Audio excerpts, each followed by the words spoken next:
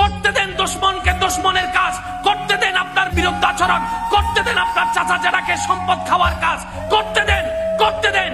একদিন আপনার ধৈর্যটা রবের যদি পছন্দ হয়ে যায়, ইন্নাল্লাহা মাআস সাবিরিনের নিয়ামত আল্লাহ আপনাকে দান করে দিবেন।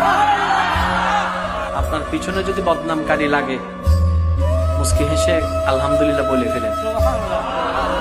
তাদেরকে আটকাতে যায়েন না, তাদেরকে বাধা দিয়েন না, তাদেরকে রাস্তা খুলে দেন। কর, আরো কর, বিনা বেতনে পাবলিসিটি কর।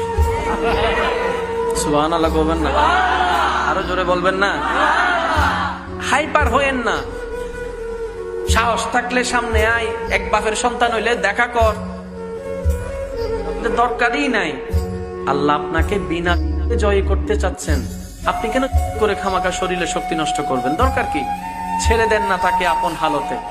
সে বদনাম করবে, আপনার গুনাহ নিবে। সে বদনাম করবে, নিজের সওয়াব আপনাকে দিবে। সে বদনাম করবে, আপনার প্রচার করবে। সে বদনাম করবে, আপনার নামটা যে জানে না তাকেও শোনাই দিবে।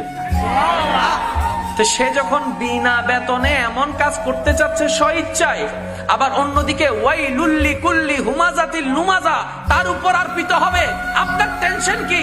আপনার কাজ হচ্ছে রবের উপর ভরসা করে ধৈর্য ধরে বসে থাকা, আর কোনো কাজ নাই। করতে দেন দুশমনকে